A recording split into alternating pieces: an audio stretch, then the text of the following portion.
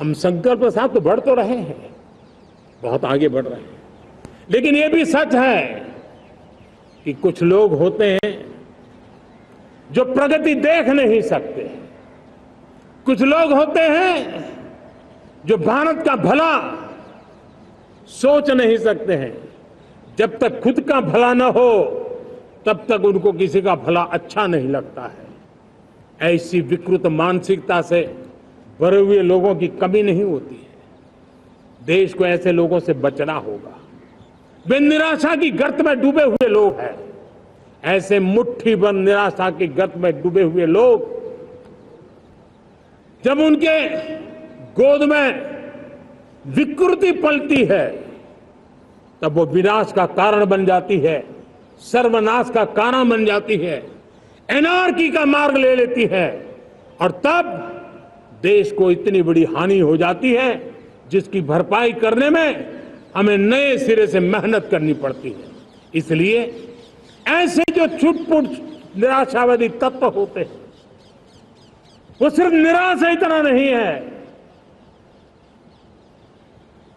उनकी गोद में विकृति पल रही है।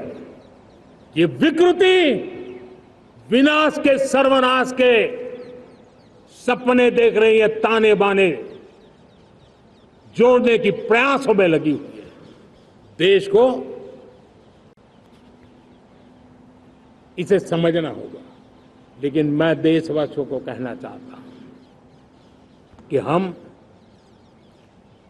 हमारी नेक नीयत से, हमारी ईमानदारी से, राष्ट्र के प्रति हमारे समर्पण से हम सारी परिस्थितियों के बावजूद भी विपरीत मार्ग पर जाने वालों के लिए भी उनके भी दिल जीत करके हम देश को आगे बढ़ने के हमारे संकल्प में कभी भी पीछे नहीं हटेंगे।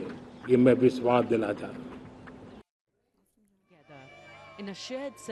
और देखिए हमारे साथ कांग्रेस पार्टी के प्रवक्ता नीरज मिश्रा जुड़ रहे हैं, उनकी प्रतिक्रिया लेते हैं प्रधानमंत्री के इस भाषण पर। नीरज जी, स्वागत है आपका और आपको भी स्वतंत्रता दिवस की हार्दिक शुभकामनाएं। छू लेना चाहते हैं गौरव जी, सभी देशवासियों को स्वतंत्रता दिवस की शुभकामनाएं हमारी तरफ से। नीरज जी, कैसा लगा प्रधानमंत्री का भाषण? ये मेरा पहला सवाल। गौरव जी, ये तो हर व्यक्ति के लिए जो इस देश के लिए सोचता है, जीता है, समर्पित है, उसके लिए प्रधानमंत्री जी जब भी भाषण देते हैं वो भाषण देश का विजन तो होता है। लेकिन मुझे कई बार ऐसा लगता है कि कुछ स्पेसिफिक दिन होने चाहिए जिनको राजनीतिक मंच के तौर पर नहीं इस्तेमाल करना चाहिए। आज प्रधानमंत्री जी ने जो बातें कही हैं वो ठीक है, 2047 का आप एक विजन प्लान देना चाह रहे हैं, लेकिन हम फिर कहते हैं आप 5 साल का 5 ईयर प्लान तो दे नहीं पाते, आप 2047 की बात कर देते हैं। आपने लेजेस अफेयर की बात की, विकसित भारत की अगर आप बात करते हैं, उसका रोड मैप और उसका विजन अगर लोगों के सामने रखा जाए, और उसमें महत्वपूर्ण बात ये, जहां कम्युनल सिविल कोड में 75 साल बिताए, देश में सेक्युलर सिविल कोड हो, क्या धर्म के नाम पर बांटना, धर्म के नाम पर हो रही राजनीति खत्म नहीं होनी चाहिए? लोगों के बीच रहते हुए भी आपको ऐसा क्यों लग रहा है कि ये एक पॉलिटिकल प्लेटफॉर्म नहीं था? ये तो बहुत इंपॉर्टेंट लोगों से जुड़ा ही मुद्दा है ना सर। सुरभि जी, जब यूनिफॉर्म सिविल कोड की बारी आएगी व्यापक चर्चा करेंगे, लेकिन आपको इस बात पर तो गर्व होना चाहिए, इस देश के संविधान में वो जो सेक्युलर शब्द है, उस सेक्युलर शब्द जिस पे इनको हमेशा आपत्ति रही, आज उसके बारे में कहना पड़ा। क्योंकि जब ये यूनिफॉर्म सिविल कोड आएगा तो देश की जातीय जनजातियों के साथ क्या क्या होगा उस सब पर एक व्यापक चर्चा होगी। और इस देश ने देखा है इस लोकसभा में, अब बिना चर्चा के तो कुछ नहीं हो सकता, बुलडोज कुछ नहीं हो पाएगा। इस बात को तो गौरव उन्होंने बार-बार जिक्र किया।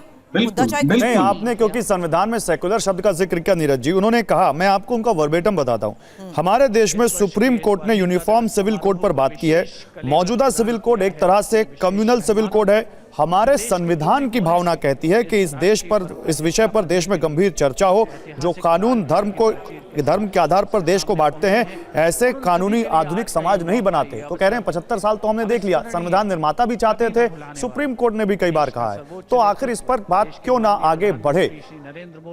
गौरव जी, हम तो कह रहे हैं बात तो बढ़नी चाहिए। आप समझिए, ये प्रधानमंत्री जी का 11वां भाषण है। वो 11 साल से इस देश के प्रधानमंत्री हैं। वो पहली बार चुनकर प्रधानमंत्री नहीं बने। आज जो बातें उन्होंने कही हैं, आप समझिए ये उसी तरीके की बात है कि नॉर्थ कोरिया में कोविड कभी नहीं हुआ। कोविड इसलिए नहीं हुआ कि कोविड शब्द ही उन्होंने अपने सारे डिस्कोर्स से हटा दिया। तो इस तरीके की बात से तो चर्चा नहीं होती। जब मौका आएगा उस पर व्यापक चर्चा होगी, देश की राय ली जाएगी और जो देश की भावना होगी उसके साथ कांग्रेस पार्टी खड़ी रहेगी।